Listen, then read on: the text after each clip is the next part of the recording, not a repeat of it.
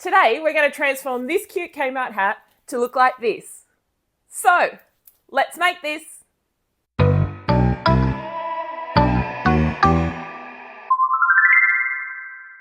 Not a lot of materials today, so we're just using a standard grip mat as we're just using HTV for our cutting.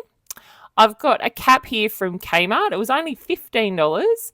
So if I muck this up, it's not a huge loss of money. Then I'm going to try out this Anko heat transfer vinyl. I've never used either of these vinyls today, but this is the cool rainbow one. And then from Sticky Vinyl, which is an online vinyl store, I've got some flocked vinyl. I've just got a navy piece, and it's just one piece, and it's really great because you can buy just one piece of vinyl from this store. It's an online store, and I'm going to test it out, which I haven't done before either. And then I'm just using my Easy Press. My mini Easy Press. You could use an iron if you like, or if you've got a cap press, it's probably perfect. But we're going to try it without that because a lot of us don't have those cap presses, so I thought I'll try out that. We're going to start today using 1001fonts.com. It is a free font website, and you can just download any fonts that you like. Some of them will be available to use for commercial purposes. Others will only be available for you to use personal purposes. But it has got heaps and heaps and heaps. Obviously, the name 1001 Fonts kind of suggests that. So I'm going to search for an Art Deco font. And in the spot where it says your text here, I'm just going to put the letter M. The reason I'm just going to put the letter M because that's the letter I'm going to put on the front of my cap. So once you do that, and you just then need to scroll through and see if you can find the font that you like. Now, you can see here that there are some crazy ones that you might be able to choose. But across the top there, under how many fonts it has, you've got other options that you can click on. So you can see there that I've chosen a display font, and I'm also looking for Art Deco, and I'm also looking for a bold font because that's what I want for the front of my cap. I don't want something that's wispy or anything like that because it's just one letter. So I'm just going to do a scroll through. Great time for you to also do a scroll through or go to this website.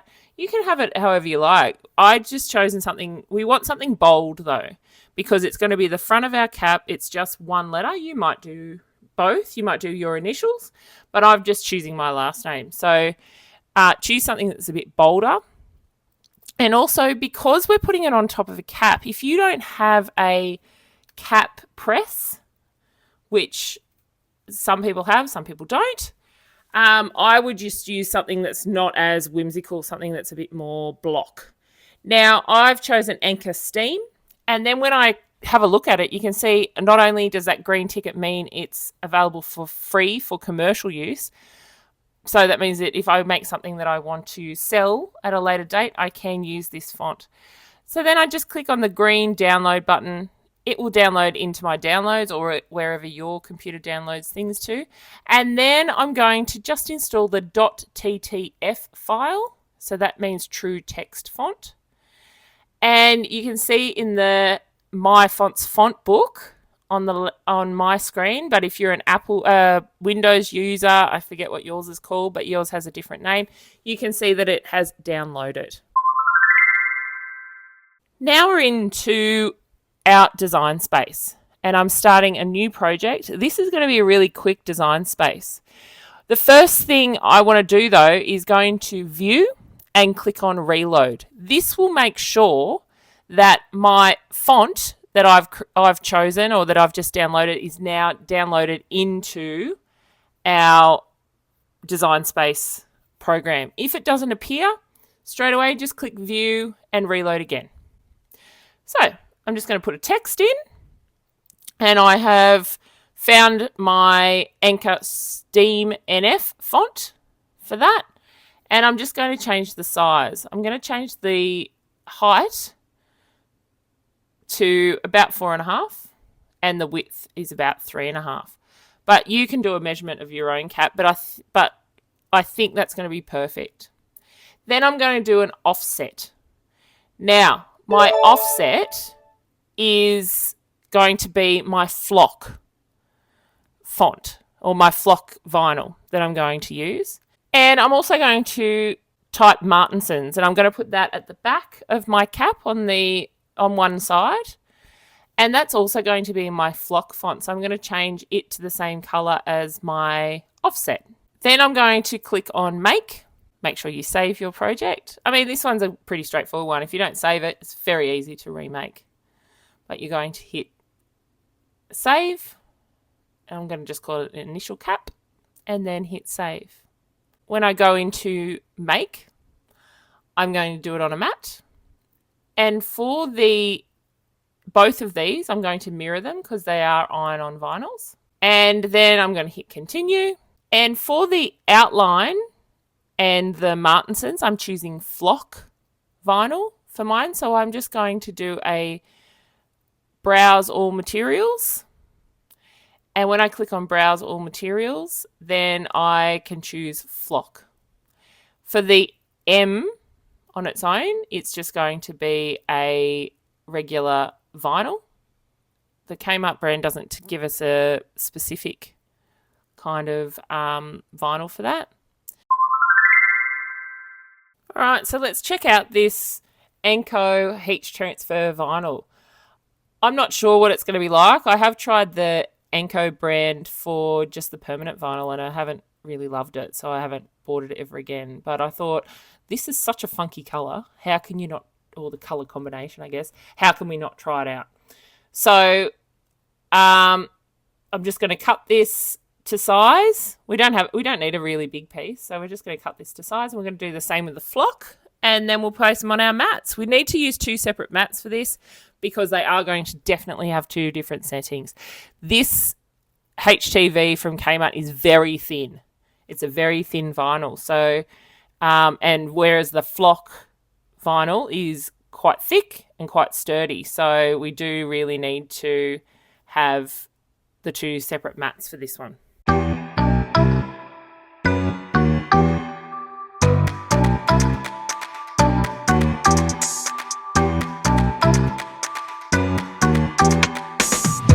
Okay, so here's our first problem. We've got our flocked vinyl out.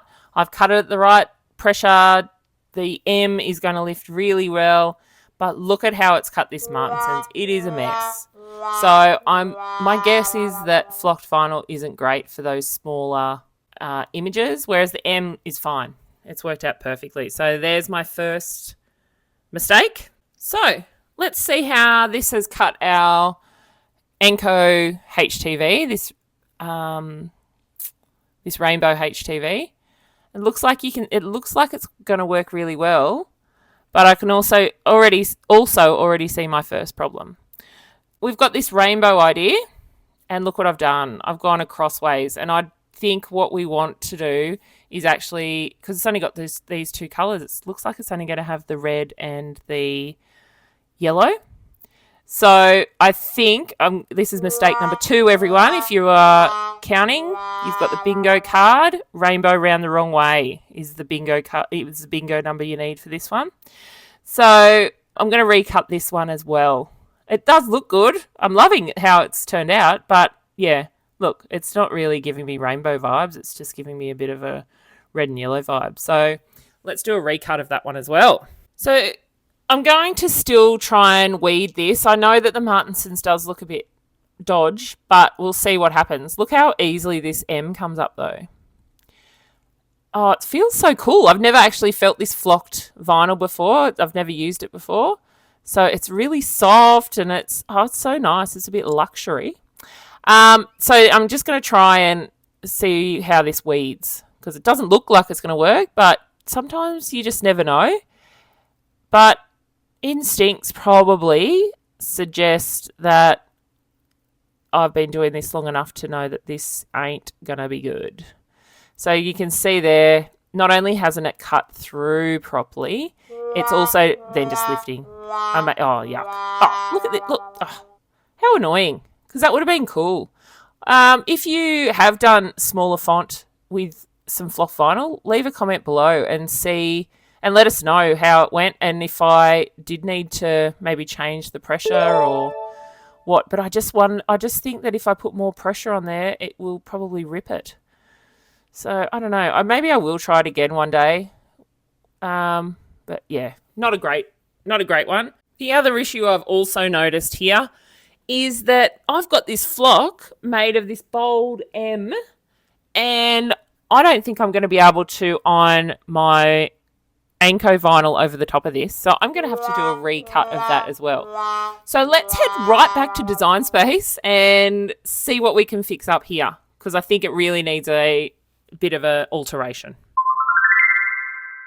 So by creating my really heavy offset, I haven't really thought about how the offset actually cuts all of that flock out, and then we're going to have to put that iron-on vinyl from Kmart over the top. So now we're going to create an outline to use our flock vinyl. So first of all, I am going to duplicate the M, not the offset M, the original M, and then I'm going to highlight both the regular M and the original offset. So the original M, the original offset, and I'm going to highlight both of those, and then I'm going to do a subtract. And now we've got an outline of our M. So I also changed the colour of Martensons to the grey colour of the original M. So now I'll have Martensons and the original M on one sheet, and then I'll have the flocked outline on a different mat. Then what I've done, once I've gone into the make section, I've actually turned the Martensons around. So you can see that I've made it a vertical Martensons rather than a horizontal. This is because I want to see those different colours all the way through. So because I now know that I'm going to put the M running down the colours, I always also want the Martensons to run down the colours, so we've got it as a rainbow rather than just one colour going along. Okay, now that we've fixed all these problems, this is the video of mistakes, but hopefully now the mistakes end. So I'm just going to weed this flock vinyl. It should be pretty straightforward, pretty easy. I think it's going to look really good too, just quietly.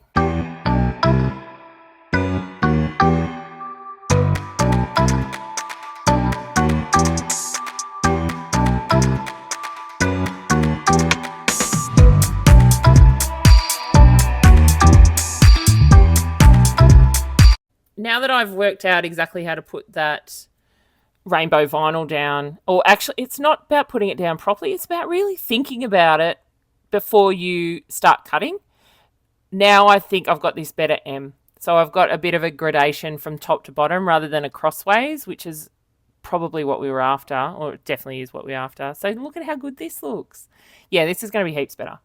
And fluking, a bit of a fluke here, but I've got the blues, and the flock is a navy colour, so it's actually going to tie in well with the blues and the greens of this M design. And now let's see how this Kmart vinyl weeds. Oh, it's much better. This is much better than the permanent vinyl. I don't know if you're a big Kmart Anko permanent vinyl person, let me know, have they improved? Because I haven't touched it for over, I don't know, 8 or 9 months. When it first came out, I was right on it because I thought, this is so good, $4 for a roll, but it wouldn't weed. I found it horrid to play with.